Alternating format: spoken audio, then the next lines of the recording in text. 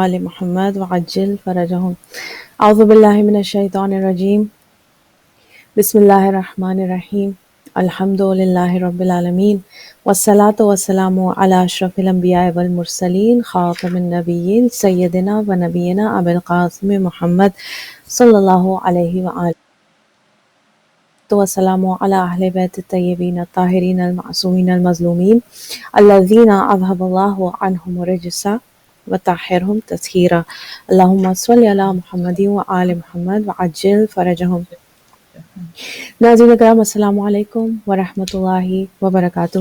Programme محفل ولایت کے ساتھ آپ کی خدمت میں حاضر ہیں الحمدللہ۔ آج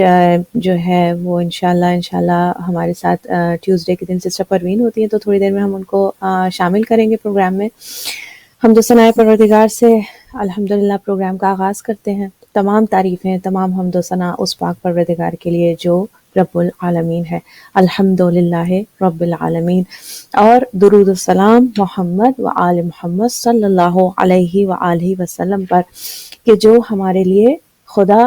سبحانہ و تعالی، اللہ سبحانہ و تعالی کی جانب سے بہترین نعمات ہیں جو انسانیت کو پروردگار عالم نے عطا فرمائی، اور ہمارے لیے سرچشمہ ہدایت ہیں، ہمارے لیے کامیابی کا سرچشمہ ہے دنیا میں بھی اور آخرت میں بھی۔ بس اس دعا کے ساتھ کہ پروردگار عالم ہمیں یہ توفیق عطا فرمائے انشاءاللہ کہ محمد وآل محمد صلی اللہ علیہ وآلہ وسلم کے دامن کو ہم کبھی زندگی میں کسی لمحے بھی نہ چھوڑیں، ان کے ساتھ قدم بقدم آگے بڑھتے رہیں انشاءاللہ، ان کے نقش قدم پر چلتے رہیں انشاءاللہ، ان کی سیرت کو اختیار کریں اپنی زندگیوں میں، اور قرآن اور اہل بیت علیہ السلام جو ہماری زندگی کا، اس دنیاوی زندگی کا اور آخرت کا سرمایہ ہے، انشاءاللہ زندگی کے ہر لمحے میں قرآن اور اہل بیت سے ہدایت حاصل کرتے ہوئے زندگی کو آگے بڑھائیں انشاءاللہ۔ ناظرین آج منگل کا دن ہے۔ منگل کا دن جو ہے مخصوص ہے جناب امام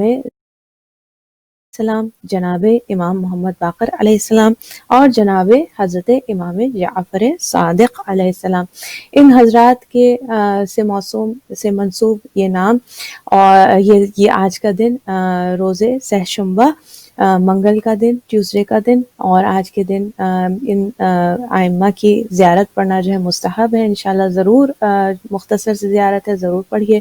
اور ٹیوزڈے کے دن کی جو دعا مخصوص ہے امام زین العابدین علیہ السلام کی۔ میں سلام پیش کرتے ہوئے، کیونکہ آج کا دن میں سمجھتی ہوں کہ ہر روز جو اگر کسی امام سے منسوب ہے تو دن جو ہے چاہے وہ ظاہری اعتبار ہو یا باطنی اعتبار ہو، مادی اعتبار ہو یا روحانی اعتبار ہو، ہر اعتبار سے ہر روز ہر اسپیکٹ میں جو ایک نور پاتا ہے، اپنے اندر جو انرجی حاصل کرتا ہے، اس انرجی کا جو منبع ہے وہ ان ائمہ کی یا امام کی ہستی ہے جس امام سے وہ دن منسوب ہے۔ تو ہم کیوں نہ اس امام سے، ان امام یا ایک سے زائد امام جن سے وہ دن منسوب ہے، ان کو سلام پیش کر کے اس انرجی کا جو پاور ہاؤس ہے انشاءاللہ اسے ہم کنیکٹ ہوں، ہدایت کا جو پاور ہاؤس ہے، ہدایت کا جو سرچشمہ ہے انشاءاللہ اسے کنیکٹ ہوں، تاکہ قدم بقدم امام علیہ السلام کی تائید ہمارے شامل حال رہے انشاءاللہ۔ تھوڑے سے شروع کا حصہ بس زیارت کا پیش کروں گی۔ بسم اللہ الرحمن الرحیم، اللہ اکبر، السلام علیکم یا خزانہ علم اللہ۔ سلام ہو آپ پر، اور یہ 3 اماموں کی زیارت ہے مشترکہ، چوتھے امام، 5ویں اور 6ٹھے امام۔ السلام علیکم یا خزانہ علم اللہ، السلام علیکہ یا تراجمۃ وحی اللہ۔ سلام ہو آپ پر جو علم الہی کا خزینہ ہے، سلام ہو آپ پر جو وحی خدا کے ترجمان ہیں، سلام ہو آپ پر جو ہدایت دینے والے امام ہیں۔ یعنی کہ نمبر 1 جو اللہ کا الہی علم ہے اس کے خزینہ دار کون ہے؟ ائمہ اطہار علیہ السلام۔ وہی خدا کو بیان کرنے والے، اس کی تفسیر کرنے والے، اس کے معانی اور مطالب سے عام انسانوں کو آگاہ کرنے والے کون ہیں؟ یعنی تراجمۃ وحی اللہ، ائمہ اطہار علیہ السلام۔ اور ائمۃ الہدیٰ، وہ امام، وہ پیشوا جو ہدایت کرنے والے ہیں، وہ کون ہیں؟ ہمارے معصومین علیہ السلام۔ السلام علیکم یا علام التقیٰ، آپ پر سلام ہو جو تقوی کے علم ہیں، نشان ہیں۔ السلام علیکم یا اولاد رسول اللہ، سلام ہو آپ پر اے رسول خدا حضرت محمد مصطفیٰ صلی اللہ علیہ وآلہ وسلم کے فرزندان، انا عارفم بحقکم، اب اس بات کا اقرار ہے کہ ہم آپ کے حق کے عارف ہیں، ہم معرفت رکھتے ہیں آپ کے حق کی، الحمدللہ، مستبصرم بشأنکم، اور آپ کی شان کو سمجھتے ہیں، معادل لأعدائکم، آپ کے دشمنوں کے دشمن ہیں، وہ موالن لأولیائکم، اور آپ کے دوستوں کے دوست ہیں، بے ابی انتم، اور میرے ماں باپ آپ پر قربان ہوں، آپ حضرات پر قربان ہوں، و امی، بے ابی انتم و امی صلوات اللہ علیکم، اور آپ پر خدا کی رحمتیں نازل ہوں، اور اے معبود میں ان کے آخری سے ایسی محبت رکھتا ہوں جیسی ان کے اول سے تھی، اور ان کے مقابل ہر گروہ سے بری ہوں، اور جادوگر طالوت اور لات و عزا کا انکار کرتی ہوں، اے میرے سرداروں آپ پر خدا کی مہربانی اور اس کی رحمت اور برکت ہو۔ اور پھر اس کے بعد جو ہے وہ ایک ایک امام کا نام لے کر جو ہے پکارا گیا، السلام علیکم یا سید العابدین و سلالت الوسین، السلام علیکم یا باقر علم النبیین، السلام علیکم یا صادقا مصدقا فی القول والفعل، یعنی تینوں اماموں کا نام آ گیا، امام زین العابدین کا، امام محمد باقر کا، امام جعفر صادق علیہ السلام کا۔ اور پھر یا موالیا ھذا یومکم، اے میرے مولا یہ آج کا دن آپ کا دن ہے، وہ یوم الثلاثاء، وانا، اب وہی جملات جو آپ کے سامنے بار بار بیان کرتی ہوں کہ وانا فیہ ضیف لکم ومستجیر بکم فاضیفونی واجرونی بمنزلۃ اللہ عندکم وآل بیتکم الطیبین الطاہرین، اللہم صلی علی محمد وآل محمد وعجل فرجہم۔ یہ تھی آج کی زیارت جو کہ ہم تین اماموں کی خدمت میں، چوتھے، پانچویں اور چھٹے امام کی خدمت میں پیش کرتے ہیں۔ کیوں؟ کیونکہ آج کا دن یعنی روز سہشنبہ، منگل کا دن منسوب ہے، جڑا ہوا ہے، ملا ہوا ہے، یہ آج کا دن نام ہے ان تین اماموں کے۔ انشاءاللہ پروردگار عالم ہماری اس زیارت کو، اس سلام کو اپنی بارگاہ میں قبول فرمائے انشاءاللہ، اور اہل بیت اطہار کے نقش قدم کو اختیار کرنے کی توفیق عطا فرمائے۔ ناظرین، اس کے ساتھ ہی میں دعوت دینا چاہوں گی ہماری پیاری سی، ہماری جو ہماری گیسٹ ہیں آج کی، ایوری ٹیوزڈے ماشاءاللہ ہمارے ساتھ ہوتی ہیں، اور الحمدللہ میں ویلکم کروں گی۔ السلام علیکم ورحمۃ اللہ وبرکاتہ۔ سسٹر پروین کیسی ہیں آپ؟ علیکم السلام ورحمۃ اللہ، اللہ کا شکر، اللہ کا کرم، معبود کا احسان ہے، شکریہ۔ الحمدللہ الحمدللہ۔ سسٹر پروین باقری ہمارے ساتھ ناظرین ہر منگل کو ہمارے ساتھ ہوتی ہے ماشاءاللہ، اور ہمارا جو یہ ٹاپک چل رہا ہے، اور یہ آن گوئنگ ٹاپک ہے، میں سمجھتی ہوں یہ اس میں بہت کچھ انشاءاللہ ہم بات کریں گے ڈفرینٹ اسپیکٹ سے، گول آف آر لائف۔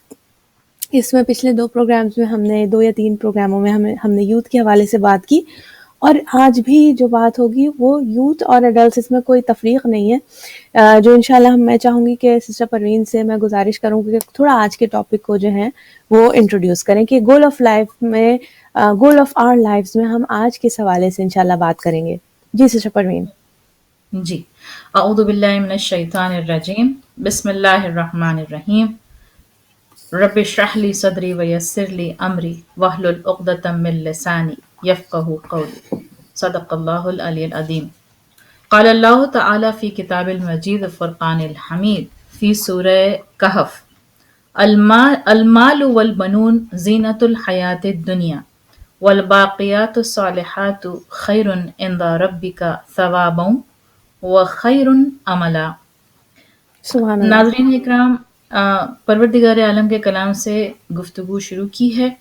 اور سورہ مبارکہ کہف کی آیہ نمبر 46 ورس 46 میں پروردگار فرما رہا ہے، مال اور اولاد زندگانی دنیا کی زینت ہیں، والباقیات الصالحات خیر عند ربک، اور باقی رہ جانے والی نیکیاں پروردگار کے نزدیک ثواب اور امید دونوں کے اعتبار سے بہتر ہیں۔ اب دیکھیں، اس آیت مبارکہ کو اگر ہم دیکھ لیں تو یہی ہمارا ایک موضوع ہے کہ جسے ہم سب ٹاپک قرار دے سکتے ہیں اپنے مین ٹاپک کا، کہ یہ جو دنیا کی زینتیں ہیں، یہ جو مال ہے، یہ جو اولاد ہے جو پروردگار عطا کرتا ہے، یہ ہمارے لیے دنیا کی زینت ہیں۔ زینت کیا ہے؟ زینت سے مراد اردو، فارسی، عربی میں تقریباً ایک جیسی ہے،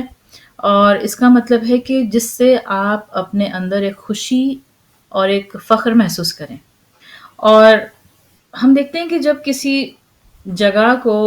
مثلاً ایک مثال سے سمجھتے ہیں اس لفظ کی تشریح، کہ اگر ہم کوئی اوکیزن گھر پہ رکھنا چاہتے ہیں، یا خیر آج کل تو ویسا ماحول نہیں ہے کہ باہر اس طرح کے بڑے اوکیزنس کیے جائیں due to the circumstances and the pandemic, لیکن جب بھی ہمارے ذہن میں خیال آتا ہے کہ جب ہم کسی اوکیزن کو ہم کرنا چاہتے ہیں تو ہم کوشش کرتے ہیں کہ اس مقام کو، اس جگہ کو اوکیزن کے مطابق سجایا جائے. ٹھیک ہے، اس جگہ کو پہلے صاف کیا جائے، اس کے جو ایک جگہ، ایک دیوار یا ایک وال ہے، اس کو تھیم وال بنایا جائے. یا مثلا جہاں پر اگر کوئی میلاد رکھا جا رہا ہے تو میلاد کا سا سما ہو، ان معصوم جن کا میلاد ہے اس کا بیک گراؤنڈ ہو، تاکہ دیکھنے والا، سننے والا محسوس کرے اس انرجی کو کہ ہم کس معصوم کے ذکر کرنے جا رہے ہیں. یا اسی طرح شہادت کا روز ہے اور ہم اس معصوم کو یاد کرنا چاہتے ہیں، تو اس طرح کا بیک گراؤنڈ ہم بنانا چاہتے ہیں یا ماحول کریٹ کرنا چاہتے ہیں کہ جو اس محفل کے مطابق اور متوازن ہو. اسی طرح ہماری زندگی ہے، ہماری زندگی جو خدا نے ہمیں عنایت کی ہے، جو کہ ایک نعمت ہے، اس میں یہ مال اور اولاد، المال والبنون زینت الحیات الدنیا، اور اس پہ ہم بات کریں گے انشاءاللہ. اور اس میں ہم یہ دیکھیں گے کہ جو خدا ہمیں نعمتیں عطا کرتا ہے، ان گنت نعمتیں جو اس نے عطا کی ہیں، ان میں سے دو چیزوں کا ذکر بارہا ہم دیکھتے ہیں کہ ہماری زندگی کا ایک محور سا بن جاتا ہے. ہم دیکھتے ہیں کہ ہماری جو ویلتھ ہے یا جو ہماری جو اولاد ہے، ہم اسے کس طرح سے کنزیوم کر رہے ہیں، کس طرح سے ان سے بینیفٹ حاصل کر رہے ہیں، اور خدا نخواستہ کہاں پر ہم نقصان پہنچا رہے ہیں.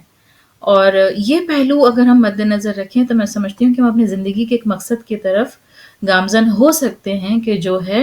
وَمَا خَلَقْتَ الْجِنَّ وَالْإِنسَ إِلَّا لِيَعْبُدُونَ، عبادت، عبودیت. اس کے بارے میں انشاءاللہ ہم بات کریں گے. انشاءاللہ تو انشاءاللہ عبادت اور عبودیت، اور یہ جو آپ نے اس وقت ہمارے سامنے یہ آیت پیش کی، بہت خوبصورت آیت ہے. تو اس میں تھوڑا باقیات و صالحات اور مال اور بنون، اس میں یعنی مال اور اولاد جو ہے وہ خود دنیاوی زینتیں ہیں، اور یہ کئی جگہ بعض اوقات قرآن کریم میں اس کو فتنہ کہا گیا ہے، اور کہ یعنی مال. اور کل ہم نے تھوڑی سی بتاتی چلوں، سسٹر پروین، ہم کل بات کر رہے تھے، سسٹر شاہین رضوی ہمارے ساتھ تھی، اور ہم نے سورہ تکاثر کے حوالے سے بات کی تھی. اور سورہ تکاثر میں ہم نے جو الہاکم التکاثر میں جو ہم نے گفتگو کی تھی، اس میں اس طرف ہم نے توجہ کی تھی کہ جو دنیاوی زینتیں ہیں یا حیات، یہ دنیا کی جو زندگی ہے، اس میں اللہ سبحانہ وتعالیٰ نے جو ہمیں نعمتیں عطا فرمائی ہیں، اور اس میں جو سورہ توبہ میں باقاعدہ ان نعمتوں کا 9 فیکٹرز بتائے گئے ہیں کہ جو چیزیں ایسی ہیں جو انسان کو دنیا میں آخرت سے غافل کر دیتی ہیں. الہاکم التکاثر کے حوالے سے ہم نے بات کی تھی کہ ہم اہل الآخرت کا واقعتاً جو گول آف لائف، ناظرین آپ کو یہ اس وقت سامنے ٹاپک نظر آ رہا ہے کہ ہماری زندگی کا اصل مقصد کیا ہے. پہلے تو ہمیں یہ پہچاننا، اگر ہم نے شروع میں ابتدائی گفتگو میں ہم نے اس کو تھوڑا سا ڈٹرمن کرنے کی کوشش کی تھی کہ پہلے جب تک کہ انسان، we are all goal oriented people, یہ شیعہ جو اور وہ کہ مولا علی کے فالوورز، یعنی ہم اگر یہ سمجھتے ہیں کہ مولا علی سے بہتر، یعنی رسول خدا صلی اللہ علیہ وآلہ وسلم کے بعد، رسول خدا کے بعد جو پیشوا اور امام مولا کائنات امیر المومنین حضرت علی ابن ابی طالب علیہ السلام، اگر ہم یہ سمجھتے ہیں کہ وہ بہترین لیڈر ہیں، تو اب بہترین لیڈر کے فالوورز بھی بہترین ہونے چاہیے. بہترین فالوورز میں ایک بہت، آپ دنیاوی اعتبار سے اگر آپ وہ بھی دیکھیں اور احادیث پر بھی آپ غور کریں، تو یہ بہت ضروری ہے کہ انسان کو پتہ ہو کہ میرا مقصد کیا ہے زندگی کا. اس کا ڈیلی گول ہونا چاہیے، اس کا ایئرلی گول ہونا چاہیے، اس کی زندگی کا مقصد کیا ہے. جب ہم ایکچوئل اپنا زندگی کے مقصد کی طرف دیکھتے ہیں تو ہم اپنے عقیدے کے مطابق ہمیں یہ سمجھ میں آتا ہے، جو کچھ ہماری عقل نے ہمیں یہ چیز باور کروائی، جو چیزیں ہم نے حقیقتوں پہ غور کیا، ہم نے یعنی جب سمجھنے کی کوشش کی، تو یہ سمجھ میں آیا کہ ہمارا زندگی کا اصل مقصد یہ ہے کہ ہم، یہ دنیا جو ہے مزارعۃ الآخرہ، یہ آخرت کی کھیتی ہے. دنیا جو ہے ٹیمپرری پلیس ہے، اور زندگی کا مقصد کیا ہے کہ آخرت کو، اس دنیا کو استعمال کرتے ہوئے آخرت کو حاصل کیا جائے. تو یہ تو ہمیں سمجھ میں آ گیا کہ زندگی کا گول وہ نہیں ہے جو عمومی طور سے سمجھا جاتا ہے کہ جناب مثلاً گھر میں ایک پوری زندگی لوگ بعض اوقات گزار دیتے ہیں، پاکستان انڈیا میں دیکھا جائے کہ جناب ایک گھر ہمارا بن جائے، معلوم پوری زندگی محنت، زندگی کا گول کیا ہے کہ ایک گھر بن جائے، بچوں کے لیے جو ہے وہ یہ کر لیا، بچے یہ یعنی ہم کافی محدود سوچ رکھتے ہیں عمومی طور سے، اور ہم نہیں سوچ رہے ہوتے کہ یہ سب جو یہ ٹیمپرری چیزیں، جو کہ ٹیمپرری ورلڈ کی ساری ٹیمپرری چیزیں، واقعتاً ہمارا حقیقی جو گول ہے وہ آخرت کا گھر ہے، کہ ہم آخرت میں اپنے لیے کتنا دنیا کو استعمال کرتے ہوئے آخرت میں جنت پہ ہم اپنے آپ کو کس مقام تک پہنچائیں، کیونکہ بہر طور یہ زندگی جو ہے دنیاوی زندگی جو عارضی ہے، آخرت کی زندگی جو ہمیشہ رہنے والی ہے۔ دنیا میں جو ہم زندگی گزار رہے ہیں یہ ہماری امتحان کا ٹائم ہے کہ ہم ٹیمپرری بیسس پہ ہیں، اور ایسے ہی کہ ایک امتحانی کمرے میں بیٹھے ہوئے ہیں، تو لہٰذا اس کو امتحان کے طور سے لینا اور یہ سوچنا کہ یہ زندگی جو دنیاوی زندگی ہے یہ بہت ایک چھوٹا پارٹ ہے اس ریئل لائف کا، جو ہم ٹوٹل اپنا لائف اسپین فرام کہہ لیجئے کہ عالم زر سے لے کے جب تک کہ بھی ہمیں زندہ رہنا ہے اس دنیاوی موت کے بعد، جب تک بھی جو بھی ابدی زندگی پروردگار عالم نے قرار دی ہے، اس پورے لائف اسپین کے اندر اس دنیا کی زندگی بہت چھوٹی سی مختصر سا ایک حصہ ہے جو ہم اس دنیا میں ایک ٹیمپرری اسٹیشن ہم گزار کے جاتے ہیں۔ لیکن وہی الہاکم التکاثر کہ دنیاوی زندگی میں مشغول اتنا ہو جاتے ہیں کہ ہم دنیا کی چھوٹی چھوٹی چیزوں کو اپنا مقصد بنا لیتے ہیں، اور ہمارا ریئل جو مقصد ہے، ریئل جو گول آف لائف ہے، اس سے ہم غافل ہو جاتے ہیں، غفلت کا شکار ہو جاتے ہیں، اتنا ہم مصروف ہو جاتے ہیں۔ تو آج انشاءاللہ اسی حوالے سے، اسی ٹاپک کو ہم لے کر زندگی کے مقصد کو، اور پھر آج جو سسٹر پروین نے یہ تھوڑا سا انٹروڈیوس کروایا، اسی کو لے کر ہم انشاءاللہ آج سمجھنے کی کوشش کریں گے، عبادت اور عبودیت کے حوالے سے خود کو گناہوں سے کس طریقے سے بچایا جائے انشاءاللہ، اور اس پر انشاءاللہ مختصر طور سے جتنا بھی ہمارے پاس وقت انشاءاللہ اویلیبل ہے ہم سسٹر پروین کی موجودگی کا فائدہ اٹھائیں گے انشاءاللہ، اور اس حوالے سے بات کریں گے۔ جی سسٹر پروین، میں چاہوں گی تھوڑا سا گفتگو کو ہم آگے بڑھائیں اس حوالے سے جو آج کا ٹاپک آپ نے چنا ہے انشاءاللہ۔ جی بالکل۔ ابھی آپ نے اپنی گفتگو میں کوکب بہت اچھی بات کی، جس میں آپ نے کہا کہ جنت میں جانے کے لیے، یا جس طرح سے ہم دیکھتے ہیں کہ ایون ائمہ معصومین کی جو دعائیں موجود ہیں، جتنی بھی مسنون دعائیں اور جتنی بھی معصورہ دعائیں موجود ہیں، آپ دیکھیے اس میں نظر آتا ہے اکثر جگہوں پر معصومین علیہم السلام خداوند عالم کی بارگاہ میں یہ دعا کرتے ہوئے نظر آتے ہیں کہ پروردگار تو ہمیں جو ہے وہ آگ سے بچا، یا مثلا دعائے کمیل کے اندر بھی ہے، مولائے متقیان فرماتے ہیں کہ پروردگار اس آگ سے بچا، اشارہ ہے، اور ظاہر ہے کہ جب آگ سے بچنے کی طرف اشارہ ہے تو اس کا مطلب ہے کہ جنت میں جانے کی بھی تمنا ہے، اس کی دعا، اس کی مناجات موجود ہے۔ اس حوالے سے بے ایک شک، بہت ہی پیاری حدیث مبارکہ امام جعفر صادق علیہ السلام کی فرماتے ہیں، صلی اللہ محمد قول لا وعلیہ الہ الا اللہ ثمن الجنہ، لا الہ الا اللہ کہنا جنت کی قیمت ہے۔ اور اب سبحان آپ اللہ، دیکھیں کہ جس شخص نے خلوص کے ساتھ، مولا فرماتے ہیں جس شخص نے خلوص کے ساتھ لا الہ الا اللہ کہا وہ داخل بہشت ہو گیا۔ لا الہ کا سبحان کہنا اللہ، لا اخلاص الہ کے الا ساتھ اللہ، جو ہے وہ انسان کے لیے یہ ایک کہنا چاہیے ایک خوشخبری ہے، کہ انسان خوش ہو جائے کہ اگر وہ کہہ رہا ہے لا الہ الا اللہ تو یہ اس کے لیے جنت کی خوشخبری ہے، بقول امام صادق علیہ السلام۔ بے اب شک، دیکھیں اس کی پھر صلی تفسیر اللہ بیان کی علماء اخلاق نے، کہ اس کے بارے میں لا الہ الا اللہ کا اخلاص کے ساتھ کہنے کا مطلب کیا ہے، جو کہ میں چاہتی ہوں کہ انشاءاللہ ہم اور آپ مل کر اس پر غور کریں، ایک سب ٹاپک یا ذیلی بالکل موضوع انشاءاللہ، کہلائے گا۔ وہی فرماتے ہیں کہ لا الہ الا اللہ کا اخلاص کے ساتھ کہنا یعنی انسان کا حرام سے باز رہنا، کیونکہ جب آپ کہہ دیتے ہیں کہ کوئی خدا نہیں ہے سوائے اللہ کے، تو اس کا مطلب ہے کہ تمام ان چیزوں کو چھوڑ دینا کہ جس سے ہمارا رب، ہمارا خالق ناراض ہوتا ہے، جو کہ ہمارا مطمع نظر ہے، جو کہ ہمارا محبوب ہے،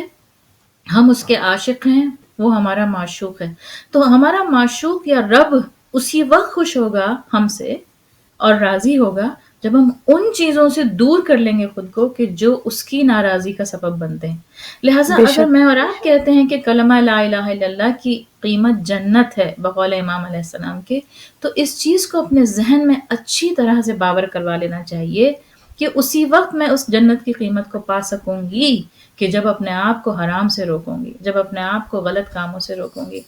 اور اس کے لیے کیا طریقہ اپنانا چاہیے۔ دیکھیے بحثیں بہت ہیں، بہت سارے آرگیومنٹس ہوئے ہیں، بہت سارے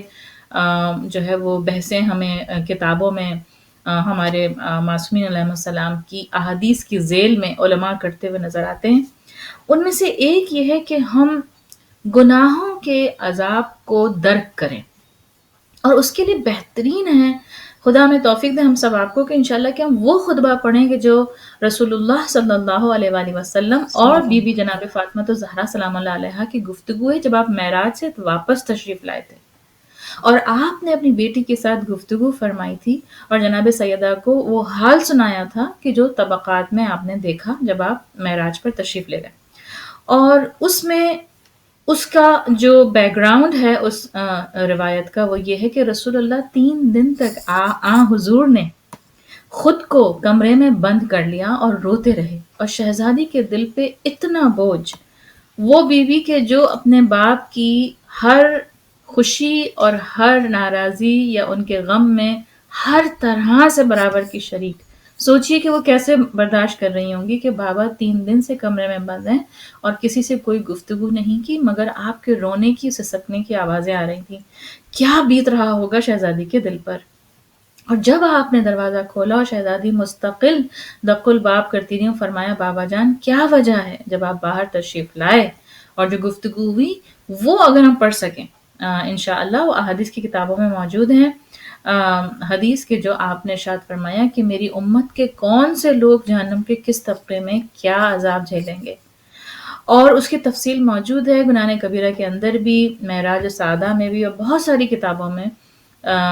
جو ہمارے علماء اکرام نے لکھی ہیں، بہت ہی خوبصورت کتابیں۔ لہٰذا ایک طریقہ یہ ہے کہ میں اور آپ اگر خود کو حرام سے روکنا چاہتے ہیں تو ہم اس گناہ کے کانسیکوینس یا اس کی سزا کو پہچانیں، درک کریں۔ اگر ہم اس کو مشخص کر لیں گے، آئیڈینٹیفائی کر لیں گے کہ یہ ہمیں عذاب نعوذ باللہ پروردگار عطا کرے گا اور ہم جس کو جھیلیں گے یا فیس کریں گے، جو کہ ابدی ہوگا، ایسا بھی نہیں ہوگا کہ ختم ہو جائے گا، کیونکہ ہم اس دنیا میں وہ کام کر چکے ہوں گے۔ جیسے کہ آپ نے اپنی گفتگو میں ارشاد فرمایا ابھی جب میری گفتگو سے پہلے، اس جملے سے پہلے، کہ آپ نے کہا کہ جو ہے ہم جو کچھ یہاں کرتے ہیں، جو کچھ ہم کریں گے وہ ایک طریقہ ہے، یعنی ایک ہم اسے دیکھیں گے کہ ابدی طریقہ اس کا ہم یعنی جہنم میں، اور یعنی اس دنیا کی زندگی اتنی مختصر ہے اور یہاں سے ہم نے ابدی دنیا کی طرف جانا ہے کہ جو ہمیشہ ایٹرنل لائف ہے۔ تو اب آپ سوچ لیجیے کہ اس چھوٹی سی مختصر سی زندگی میں کہ جب ہم قیامت کے دن اٹھیں گے، قرآن مجید میں آیات موجود ہیں، اس وقت اٹھنے والا کہے گا، جب قبر سے مردہ اٹھے گا کہے گا، اس سے اس کا دوسرا ساتھی یا شاید فرشتہ پوچھے گا، مجھے صحیح سے یاد نہیں ہے لیکن اتنا ہے کہ تم کتنی دیر رہے دنیا میں، تو وہ کہے گا شاید 1 دن یا تھوڑا اس سے زیادہ۔ تو اتنی چھوٹی سی زندگی، اور جب ہم روز محشر جب میدان قیامت میں جمع ہوں گے اور وہ دن اتنا طویل ہوگا، تو پھر ہم اس دنیا میں کیوں کر اپنا دل لگائیں یا گناہوں سے خود کو آلودہ کریں، جبکہ یہی دنیا ہمارے لیے زاد آخرت قرار پا سکتی ہے اور اس سے ہم بہت کچھ اخذ کر سکتے ہیں، لے سکتے ہیں۔ بات تھوڑی سی اور آگے بڑھاتے ہیں، اور وہ یہ ہے کہ کلمہ پڑھنے کے بعد اصل مسئلہ کیا ہے۔ جب کلمہ کہہ دیا لا الہ الا اللہ، پتہ ہے کہ لا الہ الا اللہ جنت کی قیمت ہے، مسئلہ یہ ہے کہ ہم نے اس کی روح کو سمجھا ہے یا نہیں سمجھا۔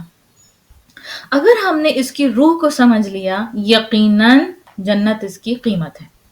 اور اس کی روح یہی ہے کہ اپنے آپ کو گناہوں کے ارتکاب سے بچانا ہے۔ اور اس کے بارے میں جو حدیث میں نے جس کا بیک گراؤنڈ میں نے آپ کی خدمت میں پیش کیا کہ جب رسول اللہ صلی اللہ علیہ وسلم تشریف لائے معراج کے بعد اور 3 دن تک آپ گریا کرتے رہے، اور آپ کی دختر نیک اختر نے جب سوال کیا اور جب آپ نے بتایا، تو ان میں سے ایک میں آپ کی خدمت میں روایت پیش کرنا چاہتی ہوں اگر آپ کی اجازت۔ ضرور ضرور، جی جی ارشاد۔ فرماتے ہیں کہ معتبر اور مستند ترین روایت ہے کہ پیغمبر اکرم صلی اللہ علیہ وآلہ وسلم کے پاس جبرائیل تشریف لائے تو فرمایا،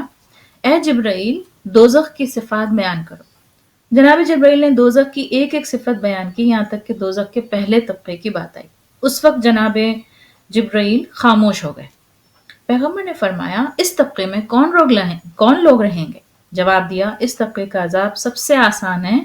और इस तबके में आपकी उम्मत के गुनहगार रहेंगे। रसूल ने फरमाया क्या मेरी उम्मत के लोग भी दोजख में जाएंगे? उस वक्त जिब्रील ने कहा जी हाँ, इसमें आपकी उम्मत के वो लोग जाएंगे जो गुनाह कबीरा से आलूदा होंगे और तौबा के बगैर दुनिया से चले जाएंगे। अब देखिए पॉइंट टू बी नोटेड, हम सब इंसान हैं, इंसान निस्यान से बना है, भूल जाता है, रिमाइंडर्स की ज़रूरत है। हमने रिमाइंडर के बारे में एक टिप भी जो है शेयर की थी लास्ट टाइम कि हम मुख्तलिफ जगहों पर अपने घर में जहाँ हम ज़्यादा हमारा ट्रैफिक है, ज़्यादा गुजर होते हैं, वहाँ पर नोट्स एंड रिमाइंडर्स, अहादीस के कोट्स अपनी और सबके घर वालों के रिमाइंडिंग के लिए, याद दहानी के लिए लगा लें। अब देखिए यहाँ पे फरमाते हैं, जिब्रील ने कहा कि आपकी उम्मत के वो लोग जो गुनाह कबीरा से आलूदा होंगे और बगैर तौबा किए। लिहाजा जब हम कहते हैं व अतूबु इलैह, तेरी तरफ पलटना है, जो तेरी तरफ पलटाने वाला है, अपने आप को दिनों रात ये रिमाइंड कराने की जरूरत है, अस्तगफिरुल्लाह रब्बी व अतूबु इलैह। तौबा ही तो है, इनाबत ही तो है, पलटना ही तो है। अगर ये फलसफा हमने समझ लिया, गलती हमसे हो गई, ठीक है, हमने लाख कोशिश की लेकिन फिर भी उस गलती से खुद को नहीं रोक सके, उस गलत काम से, उस रॉन्ग से, उस हराम से खुद को नहीं रोक सके मसलन, ठीक है, तो अब क्या है उसके बाद? What's next? उसके बाद ये है कि खुद को तौबा करके अल्लाह की बारगाह में पलटने के लिए तैयार हो जाएं। क्योंकि अगर मैं और आप ये समझें कि मसलन देखिए बहुत माजत के साथ सामईन मोहतरम, कुछ लोग इस फैंटेसी में भी रहते हैं कि चूंकि हम अहले बैत अलैहिस्सलाम के मानने वाले हैं, लिहाजा हम जो कुछ भी कर लें इस दुनिया के अंदर हमारी तो बख्शिश है, क्योंकि हमने ये आमाल अंजाम दिए। मैं बहुत स्पेसिफाई नहीं कर रही हूँ क्योंकि माशाल्लाह सामीन हाज़रीन सभी समझदार हैं, लेकिन प्लीज इस चीज को हमें और आपको समझना है, इस फैंटेसी से निकलना है कि हमारे आमाल की मगफिरत और उसकी इनाबत उसी वक्त मुमकिन है जब हम खुद अपने आप को यहां से धोकर जाएंगे। और उस वक्त जिस वक्त रूह जान से निकल जाती है, जिस्म से निकल जाती है और खुदा की बारगाह की तरफ लौट जाती है,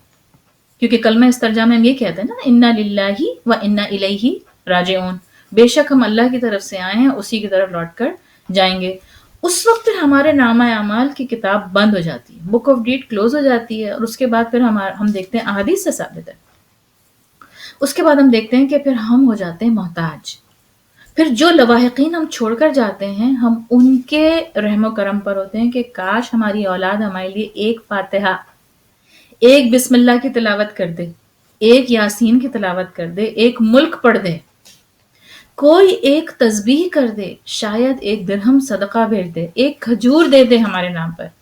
तो हमारी बख्शिश हो जाए। लिहाजा अब इस दुनिया के अंदर जो रेस्पाइट हमें मिली है, जो मोहलत हमें मिली है, वो बहुत कीमती है। अहादीस मासूमीन में है कि अगर हम ये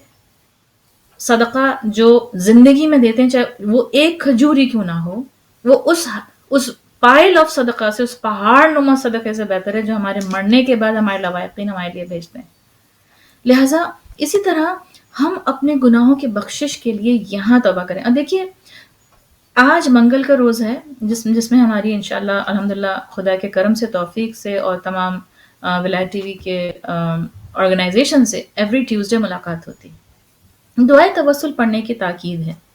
दुआए तवस्सुल क्या है? ये भी तौबा और इनाबत के लिए, हमारे रब के लिए एक राह है, एक रिसोर्स है। बेशक कि हम इसमें 14 मासूमीन अलैहिस्सलाम की शिफात की तलब कर रहे हैं और उनके वसीले से खुदा से कह रहे हैं कि खुदा तो हमें इनके वसीले से, इन्ना तवज्जहना वस्तशफअना व तवस्सलना बिका इलल्लाह। अब देखिए यहाँ भी इलल्लाह, टुवर्ड्स अल्लाह सुब्हानहू व तआला, और वक़द्दमनाका बैना यदै हाजातिना। तो अब आप देखिए अगर हम ये सब तवस्सुल और तौबा यहाँ पर खुद करके जा रहे हैं, तब हम इस बात की उम्मीद रखें कि हमारी बख्शिश है हमारे गुनाहों की, स्पेशली गुनाह कबीरा। और चूंकि बहुत ही वाज़ेह और मशहूर हदीस है इमाम मासूम की कि अगर खुदा फरमाता है कि अगर तुम खुदा का हक लेके वापस आते हो तो खुदा माफ कर देगा, ہم شفاعت کریں گے تمہاری. لیکن اگر تم بندوں کا حق لے کر آتے ہو، ہم تمہاری کوئی مدد نہیں کر سکیں گے. معصوم کی حدیث ہے. لہٰذا بہت بہت دقیق ہے یہ نقطہ، یہ بہت ہی امپورٹنٹ پوائنٹ ہے جس کی طرف ہمیں اور آپ کو کرنا ہے توجہ. اور آف کورس ظاہر ہے کہ ہم اور آپ مسئول ہیں اپنے گھر والوں کے، اپنے اولاد کے، چاہے وہ ابھی چھوٹے ہوں یا نوجوانی میں ہوں یا جوان ہو چکے ہوں. خدا ہم سے سوال کرے گا کہ ہم نے کیا کیا.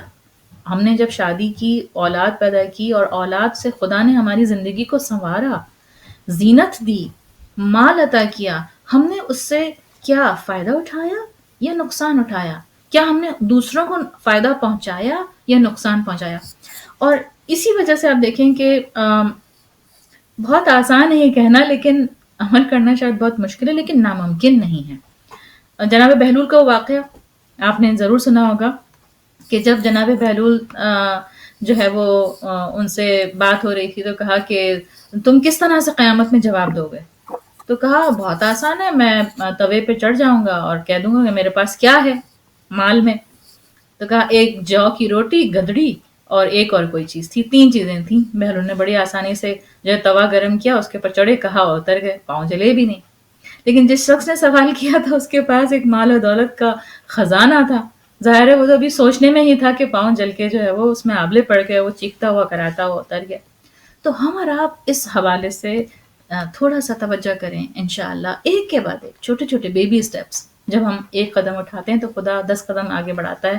اس کی رحمت کے ساتھ. رحمت و وسعت کل شیء، اس کی رحمت کے ساتھ، اس کی توفیق کے ساتھ کہ جو میرا اور آپ کا رب ہے، ہمارا معشوق ہے، ہم اس کے عاشق بننے کی کوشش کریں. اور اسی وقت عشق مکمل ہوتا ہے کہ جب ان چیزوں کو رد کر دیں، چھوڑ دیں، دور ہو جائیں کہ جو ہمارے معشوق کی نظر میں حرام ہے، یا جو پلید ہیں، یا جو خراب ہیں، جو بری ہیں، جو وہ پسند نہیں کرتا.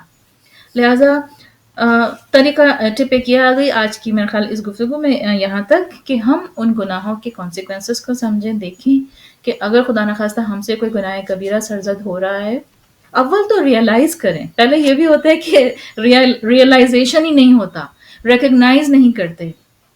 کہ یہ گناہ ہے. اور پھر سیکنڈ سٹیپ آتا ہے کہ اس ریئلائزیشن کے بعد، اس کی تشخیص کرنے کے بعد، جس طرح سے ماشاءاللہ ڈاکٹر کوکب خود یہاں موجود ہیں جن کا پروفیشن میڈیسن ہے، وہ دیکھتی ہیں اپنے پیشنٹس کو. انہوں نے کئی بار یقیناً نوٹ کیا ہوگا، جب تک تشخیص صحیح طرح نہیں ہوگی علاج نہیں ہوگا. صحیح ہے؟ اسی طرح سے ہم پہلے خود تشخیص کریں کہ ہم نے کیا ہے، ہمارا گناہ ہے کیا، اس کو آئیڈینٹیفائی کریں، ڈائگنوز کریں. اس کے بعد اب سلوشن اور علاج. اور اس کا پہلا اسٹیپ یہ کہ اس گناہ کی کیا سزا ہے اس کو جانیں، اس کے لیے علم حاصل کریں. اینڈ دین اس کے بعد کورس آف پلان اس کے لیے پلان کریں، جس طرح سے ہم دوسری چیزوں کے لیے پلاننگ کرتے ہیں اپنی زندگی میں، اور اس کے لیے ہم پلان کریں. اور اس میں ایک اور ٹپ جو ہے وہ یہ ہے، علماء بیان کرتے ہیں، وہ یہ کہ ہم اپنی وصیت لکھیں. وصیت لکھنے کے بارے میں بھی ہمارے یہاں جو کانسیپٹ ہے یا جو کلچر ہے وہ بہت ہی پرانا ہے، اور لوگ اس چیز کو ایک الگ ہی پیرائے میں لیتے ہیں. جبکہ نہج البلاغہ کے اندر مولا متقیان کی طرف سے یہ تعلیم ہمیں ملتی ہے کہ مومن وہی ہے، ہمارا چاہنے والا وہی ہے کہ جو اپنی وصیت اپنے تکیے کے نیچے رکھے اور ہمیشہ اس کو دیکھتا رہے، یعنی اپڈیٹ کرتا رہے کہ مثلا میرے کیا واجبات مجھ پر ہیں، میں نے کیا غلطیاں کی ہیں، یا مثلا میں نے کون سی نمازیں صحیح طرح نہیں پڑھی ہیں، میں نے جب مجھے آگہی نہیں تھی تو میں نے وضو صحیح کیا تھا، کیا میری قرأت صحیح تھی، کیا میرا حجاب نماز درست تھا، کیا میں مسائل نماز سے واقف تھا، کیا میں نے خمس ادا کیا تھا، کیا میں نے بغیر خمس کی ہوئی جگہ پر نمازیں پڑھی تھی. بہت سارے پہلو ہیں کہ جہاں ہم اگر کوشش کریں، دقت کریں، تو ان چیزوں کو ہم اپنی وصیت میں مینشن کریں. ہمارے جتنے سارے روزے قضا ہیں، اسپیشلی خواتین کے ساتھ ہوتا ہے کہ جو پریگننسی میں یا نرسنگ کے وقت خواتین روزے چھوڑ دیتی ہیں، وجوہات ہو جاتی ہیں، میڈیکل ایشوز ہو جاتے ہیں، تو انہیں بھی ہمیں پورا کرنا ہے، وہ بھی ہم پر واجب ہے جب ہم اس فیز سے نکل آتے ہیں. اسی طرح اگر مثلا فرض کریں کہ خدا نے استطاعت دی، حج واجب ہو گیا اور ابھی تک ڈیلے کرتے چلے آ رہے ہیں کہ جی نہیں پہلے بچوں کی شادیاں کر دیں اور یہ کر دیں اور وہ کر دیں، تو اپنی چیزوں کو اسٹریٹ اپ کریں، اپنے وصیت نامے کو لکھیں، اس کو روزانہ اپڈیٹ کریں. اگر تھوڑی تھوڑی نمازیں پڑھنا شروع کر دی ہیں قضاء عمری کے طور پہ، یا ان سالوں کے طور پر کہ جب آگہی نہیں تھی، معرفت نہیں تھی، مسائل معلوم نہیں تھے، تو ایک چھوٹا سا جرنل مینٹین کریں. اس میں اپنا جو ہے وہ انالیسس کرتے جائیں، لکھتے جائیں کہ مثلا اس سال کی میں نے پڑھ لی. اسی طرح بہت سارے لوگ نماز آیات قضا کر دیتے ہیں، نماز آیات سے واقفیت نہیں ہے یا نہیں پتا تھا پہلے. تو آپ کو پتہ ہے کہ ہر سال سورج گرہن اور چاند گرہن تو ہوتا ہے بائی ڈیفالٹ، نیچر کا یہ طریقہ ہے. تو اگر ایک کالم بنا لیں کہ ہم نے مثلا پچھلے سالوں میں 9 سال کے بعد سے لے کے اب تک جب ہم بلوغ کا سن آیا ہم نے نمازیں نہیں پڑھی، اس کے لیے ایک جرنل مینٹین کریں کہ مثلا یہ نمازیں میری اتنی ہو گئی ہیں، اور مثلا ہر مہینے یا ہر روز کچھ نہ کچھ کریں، کسی طریقے سے جلد از جلد تمام اپنی قضا چیزوں کو ادا کریں، اپنا اکاؤنٹ اسٹریٹ کریں. یہ 2-3 چیزیں ہیں انشاءاللہ میں سمجھتی ہوں کہ اگر ہم کوشش کریں ہمارے معصومین علیہ السلام کی تعلیمات کی روشنی میں، تو ہم اپنے آپ کو گناہوں سے بچا سکتے ہیں.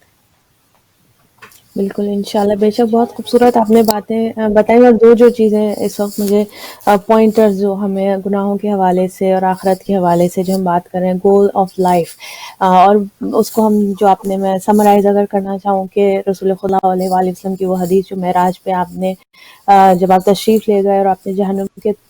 طبقات کا مشاہدہ کیا، اور پھر آپ بہت غمگین ہوئے اور آپ نے یہ بیان فرمایا جناب سیدہ سلام اللہ علیہا سے. اور ایک طبقہ جو پہلا طبقہ تھا جس کو دیکھ کر رسول کریم صلی اللہ علیہ وآلہ وسلم نے سوال کیا کہ کیا میری امت کے لوگ بھی جہنم میں جائیں گے؟ اور جناب جبرائیل علیہ السلام نے جو ہے وہ مثبت جواب دیا کہ ہاں بالکل، آپ کی امت کے جو گناہگار جو کہ گناہ کبیرہ میں مبتلا ہوئے اور بغیر توبہ کے اس دنیا سے چلے گئے.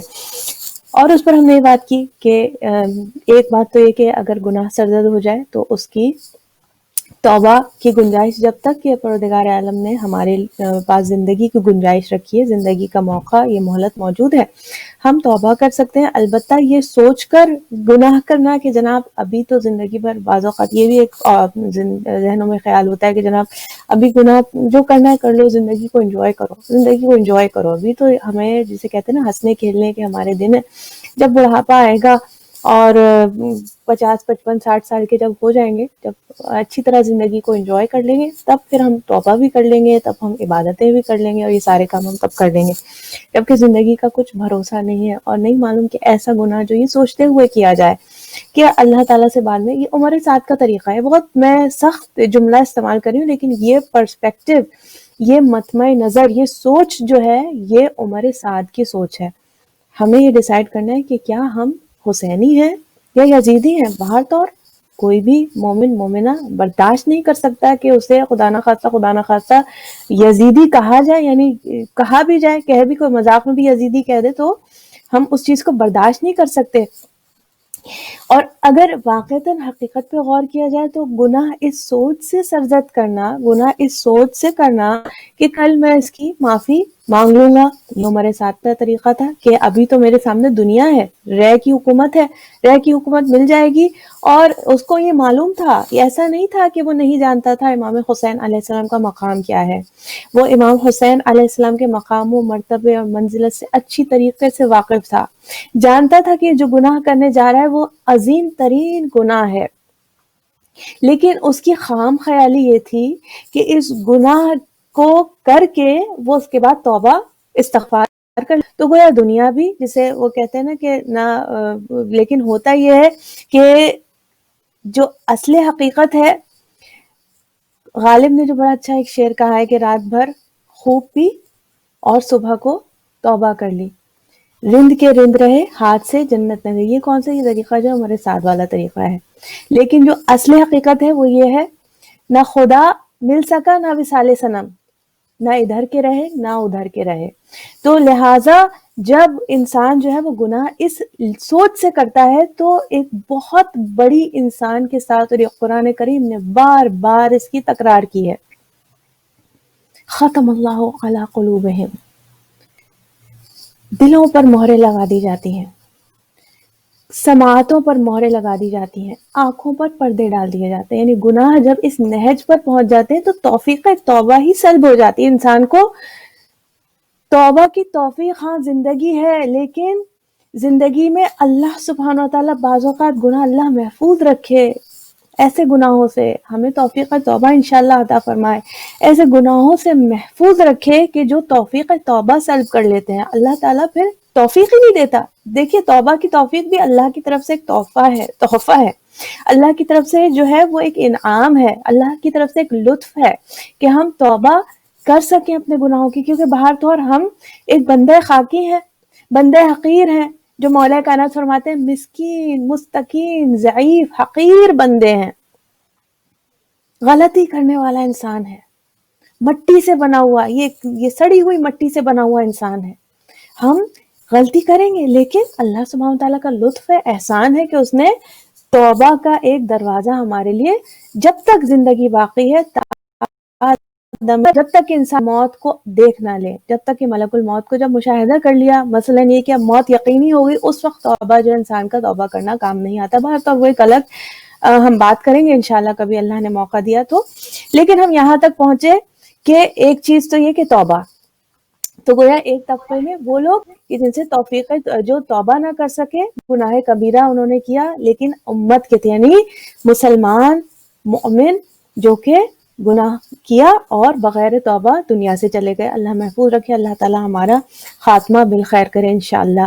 دوسری بات جو ہم نے یہاں پہ سسٹر پروین نے بات کی، گناہوں سے بچنے کا بہت اچھا طریقہ ہے کہ انسان جو ہے وہ یہ ذہن میں رکھے کہ اس گناہ کا نقصان کیا ہے۔ وہ عذاب جو کہ رسول کریم صلی اللہ علیہ وآلہ وسلم نے معراج پر جا کر جن عذابوں کا مشاہدہ کیا،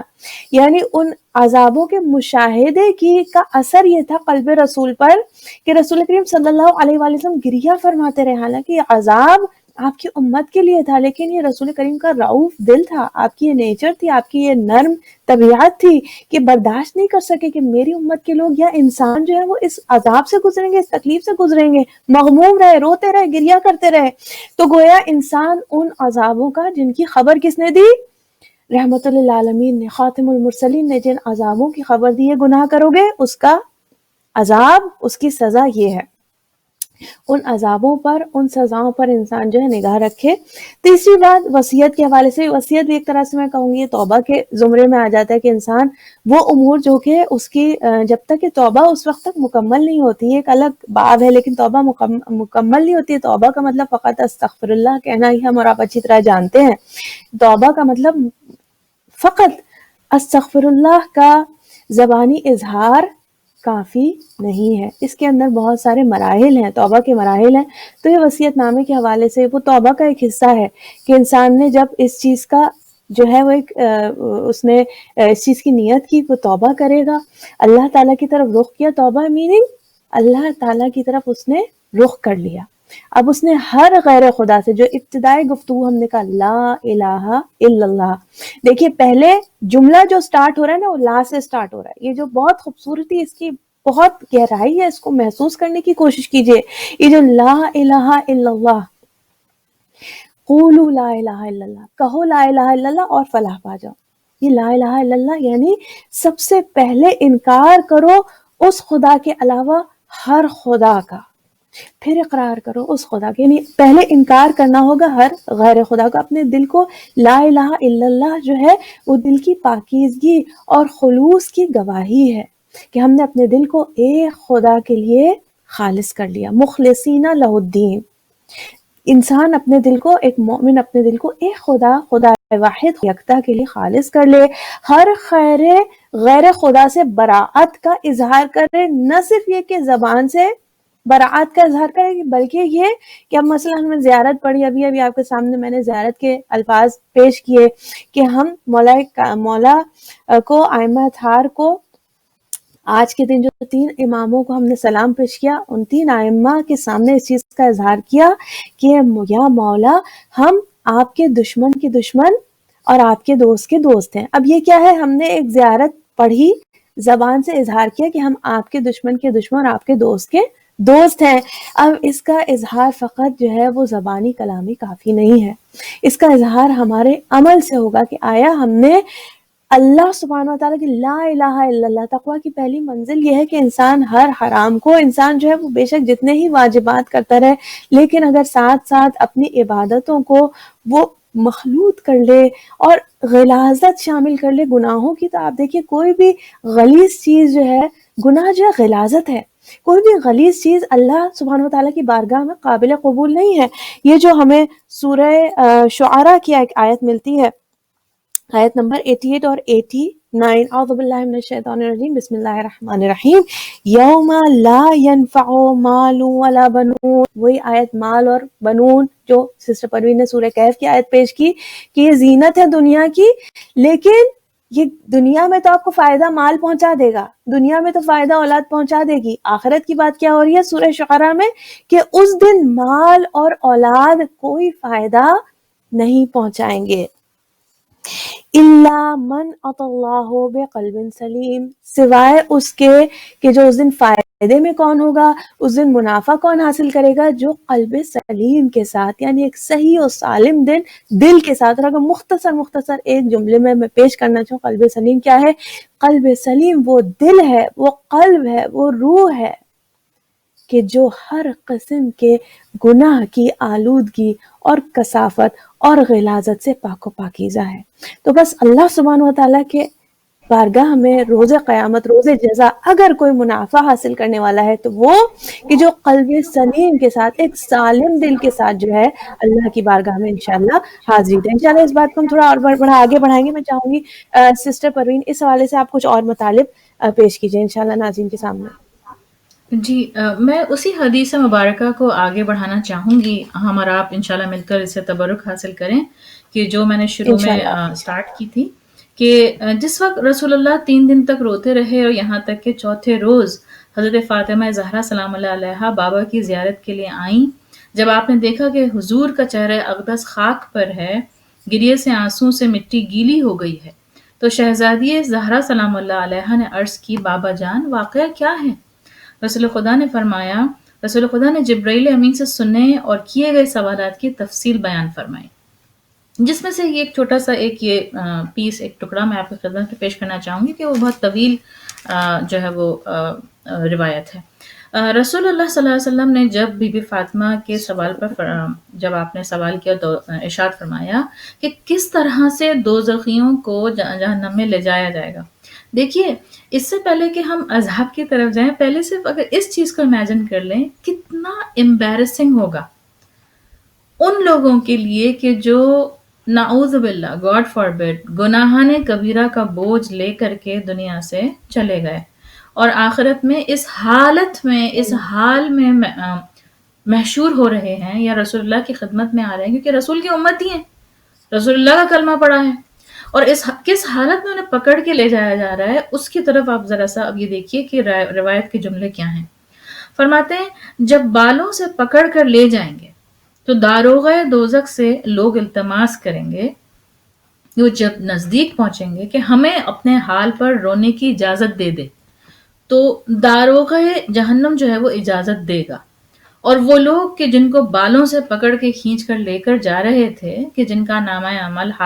بائیں ہاتھ میں دیا گیا تھا اور جو کہ دنیا میں توبہ نہیں کر پائے، اپنے گناہوں کی مغفرت خدا سے نہیں لے سکے،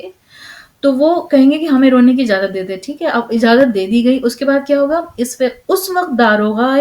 جہنم اجازت دینے کے بعد دیکھے گا کہ وہ لوگ اس قدر گریا کریں گے کہ آنسوؤں کی جگہ خون روئیں گے۔ اس وقت داروغہ جہنم کہے گا کہ تم لوگ اس وقت گریا کرنے کے بجائے دنیا میں گریا کرتے اور روز قیامت کے خوف سے آنسو بہاتے تو کتنا اچھا تھا۔ داروغہ جہنم ان کو جہنم میں ڈال دے گا اور یہ لوگ دوزخ میں پہنچتے ہی لا الہ الا اللہ کا نعرہ بلند کریں گے، اس وقت آگ ان سے دور ہو جائے گی۔ داروغہ جہنم آواز دے گا، اے آگ ان کو پکڑ لے۔ آگ آواز دے گی، میں کس طرح ان کو پکڑوں، حالانکہ یہ لوگ اپنی زبان سے لا الہ الا اللہ جاری کر رہے ہیں۔ دیکھ رہے ہیں آپ کلمہ توحید کی اہمیت، یعنی اگر آپ اس کو ان ڈیپتھ تھوڑا سا انالائز کریں کہ امام صادق علیہ السلام کی حدیث کی طرف دوبارہ ریفر کریں جو میں نے شروع میں عرض کی تھی، فرماتے تھے کہ لا الہ الا اللہ ثمن الجنہ، جنت کی قیمت ہے۔ تو اب یہاں آگ خود کہہ رہی ہے کہ میں کس طرح ان لوگوں کو پکڑ لوں کہ ان کے منہ سے کلمہ جاری ہو رہا ہے. اس وقت اس کے بعد داروغہ جہنم آواز دے گا، اے آگ ان کو پکڑ لے. اس وقت آواز قدرت آئے گی، ان کے چہروں کو نہ جلانا کیونکہ انہوں نے میرے سامنے سجدہ کیا ہے، ان کے دلوں کو بھی نہ سبحان اللہ، جلانا کیونکہ انہوں نے ماہ رمضان میں پیاس کی شدت برداشت کی ہے، اور جب سبحان تک اللہ، حکم خدا ہوگا یہ لوگ جہنم میں رہیں گے. اس وقت جبرائیل کو حکم ہوگا، ان گنہگار امتیوں کا حال معلوم کرو. اس وقت داروغہ جہنم پردہ ہٹا لے گا تو وہ جبرائیل کو خوبصورت شکل میں دیکھیں گے. وہ لوگ کہ جو جہنم میں پہنچے تھے اور جن کا وہ حال ہوا تھا، اس کے بعد یہ کنٹینیو ہو رہا ہے. کہتے ہیں کہ وہ لوگ جبرائیل کو ایک خوبصورت شکل میں دیکھیں گے اور سوال کریں گے، یہ کون اتنی اچھی شکل والے ہیں؟ جواب ملے گا، یہ جبرائیل ہیں جو دنیا میں محمد صلی اللہ علیہ وآلہ وسلم کی طرف وحی لے کر نازل ہوتے تھے. جیسے ہی لوگ یہ اسم گرامی سنیں گے، ایک نعرہ بلند کریں گے اور کہیں گے، ہمارا سلام حضرت محمد مصطفیٰ کو پہنچانا اور کہنا کہ آپ کے امتی دوزخ میں گرفتار ہیں. جب جناب جبرائیل یہ خبر آن حضرت کے پاس لے کر جائیں گے تو آپ یہ سن کر بارگاہ الہی میں سجدہ ریز ہوں گے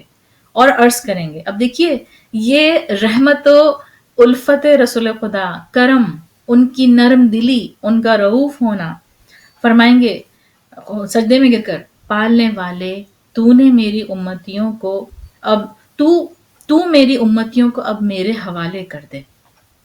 حضور کی دعا اس وقت قبول ہوگی. دیکھیے، یہ ایک بہت ہی خوبصورت جو حصہ جو میں نے حدیث کا لیا ہے، یہ اس لیے لیا ہے کہ شروع میں عرض کیا گیا تھا کہ ہم اس گناہ کی پنشمنٹ کو، اس کی سزا کو مشخص کریں، پہچانیں، علم حاصل کریں کہ جو گناہ کبیرہ ہم سے نعوذ باللہ ہوا ہے تو اس کی گناہ کیا ہے، اس کی سزا کیا ہے. یہاں پر میں یہ ٹکڑا اس لیے پیش کر رہی ہوں کہ ہم اور آپ تھوڑے سے بحال ہو جائیں اور یہ دیکھ لیں کہ جب ان کی تائید اور مدد شامل ہو جائے گی تو پھر ان لوگوں کے ساتھ کیا ہوگا. تو رسول خدا صلی اللہ علیہ وسلم کی دعا قبول ہوگی. اس وقت رسول خدا ان لوگوں کو جہنم سے نکال لیں گے، اور چونکہ یہ لوگ جل کر کوئلے کی مانند ہو جائیں گے، لہٰذا ان کو چشمہ حیات پر لے جایا جائے گا، اور جس وقت اس چشمے سے شربت پئیں گے، اس کو اپنے اوپر ڈالیں گے تو ان کی ظاہری اور اندرونی غلاظت دور ہو جائے گی اور وہ پاک و سبحان اللہ، پاکیزہ ہو جائیں گے، اور ان کی پیشانی پر ابھر کر آ جائے گا. کیا ابھر کر آ جائے گا؟ یعنی یہاں پر لکھا ہوا آ جائے گا امپریشن، لا الہ الا اللہ، اتقاء الرحمن من النار. یہ لوگ خدا رحمان کی طرف سے جہنم سبحان سے اللہ، آزاد. آزاد شدہ ہیں. جب یہ لوگ جنت میں پہنچ جائیں گے تو اہل بہشت ان کا ایک دوسرے تعارف کرائیں گے، یہ لوگ دوزخی تھے، اب نجات پا گئے ہیں. اس وقت وہ لوگ کہیں گے، وہ جو اتقاء رحمان ہیں، جو آزاد ہیں، وہ لوگ کہیں گے، اے پروردگار، پالنے والے، تو نے ہمیں اپنی رحمت میں لے لیا ہے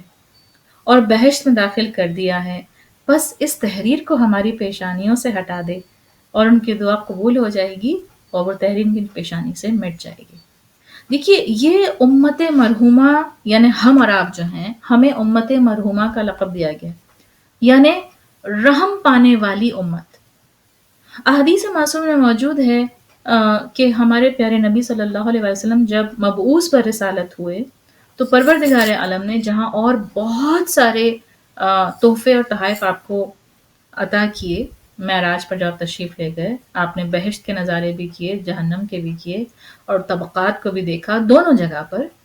مختلف مومنوں اور منافقوں کے اسٹیٹسز کو آپ نے دیکھا. تو اس میں ایک یہ خوشخبری بھی حضور کو دی گئی، وہ یہ کہ آپ کی امت کے اوپر یہ کرم ہے، یہ رحم ہے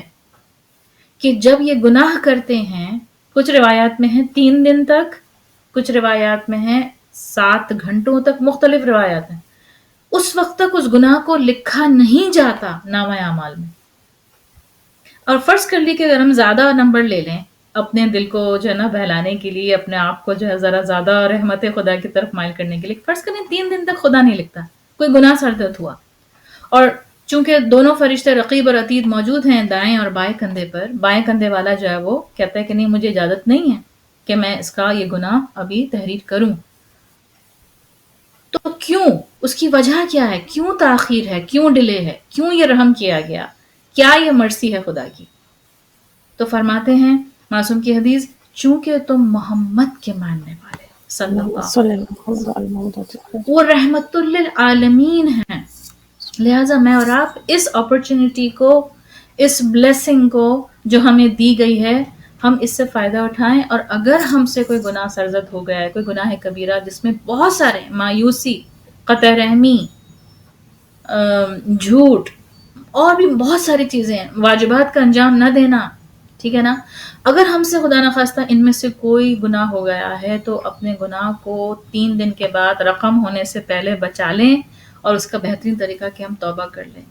استغفار کر لیں، انشاءاللہ. اور توبہ بھی ایسی سچی ہو کہ جو اس بات کا ہم خود سے پلیج کریں،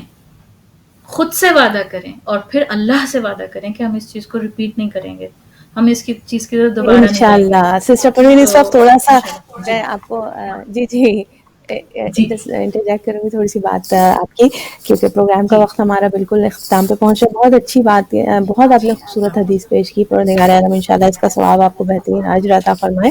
انشاءاللہ. ناظرین، پروگرام کا وقت جو ہمارے پاس جو ہے وہ بالکل اب ختم ہو گیا ہے. میں سسٹر پروین کا شکریہ ادا کرنا چاہوں گی انشاءاللہ. اور اسی گناہوں کے حوالے سے اور کس طریقے سے گناہوں سے اپنے آپ کو محفوظ رکھا جائے، اور اس حدیث کو انشاءاللہ ہم آگے بڑھائیں گے، اور نیکسٹ پروگرام میں انشاءاللہ اسی ٹاپک کو ہم کنٹینیو کریں گے. اور اس کے ساتھ ہی آج آپ سے ہم اجازت چاہیں گے انشاءاللہ. اپنا بہت خیال رکھیے گا. پروردگار عالم انشاءاللہ ہماری اس گفتگو کو دنیا اور آخرت میں ہمارے لیے، ہمارے مرحومین کے لیے، ہمارے آنے والی نسلوں کے لیے، ہماری اولادوں کے لیے صدقہ جاریہ اور زیادہ راہ آخرت میں اور دنیا میں انشاءاللہ قرار دے انشاءاللہ. انشاءاللہ ہماری توفیقات کو پروردگار عالم انشاءاللہ اضافہ فرمائے.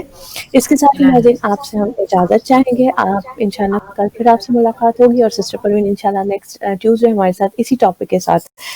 کنٹینیویشن میں انشاءاللہ ہمارے ساتھ موجود ہوں گی انشاءاللہ. اپنا بہت خیال رکھیے گا. پروگرام کو اختتام تک پہنچاتے ہیں. والسلام علیکم ورحمۃ اللہ وبرکاتہ. فی امان اللہ.